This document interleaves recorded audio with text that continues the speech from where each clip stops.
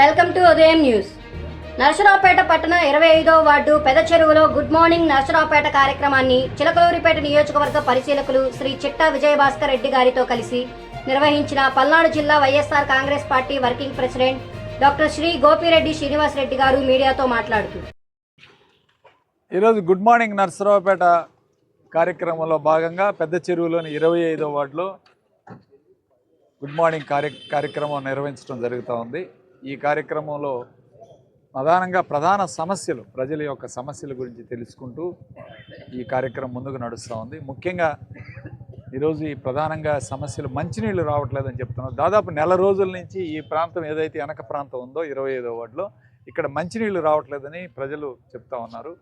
ప్రధానంగా దీనికి సమస్య ఏంటంటే, గతంలో కూడా నరసరావుపేట మున్సిపాలిటీలో ఉదయం 5 నుంచి 5:30 గంటల వరకు కూడా కరెంటు తీసేసి ఎక్కడైతే అపార్ట్మెంట్లకు కానీ లేకపోతే పెద్ద పెద్ద మోటార్లు వేసుకుంటున్నారో వాళ్ళందరికీ అవకాశం తగ్గించి చిన్న వాళ్ళు ఏదైతే ఇలాంటి ఇళ్ళు ఉన్నాయో చిన్న వాళ్ళు నివసిస్తున్నారు, ఈ ప్రాంతాలు ఎక్కడైతే ఎక్కట్లేదో మంచినీళ్ళు, ఈ ప్రాంతాల వారికి మంచినీళ్ళు ఇచ్చే విధంగా కరెంటు అరగంట ఆఫ్ చేసి తర్వాత మిగిలిన ప్రాంతానికి కూడా ఇచ్చేవాడు.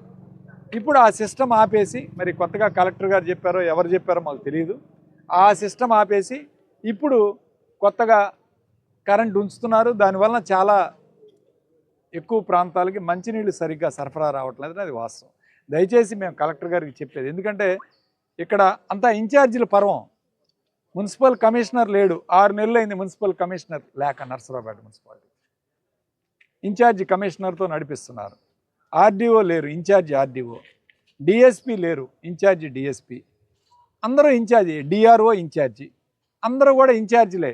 కాబట్టి రెగ్యులర్ ఎంప్లాయీస్ లేకపోవడం వలన ఎక్కడా కూడా పనులు జరగట్లేదు. ముఖ్యంగా మంచినీళ్ళకి సంబంధించే కాదు, శానిటేషన్ అసలు ఎక్కడా జరగట్లేదు. శానిటేషన్ చాలా ఇబ్బందిగా ఉంది.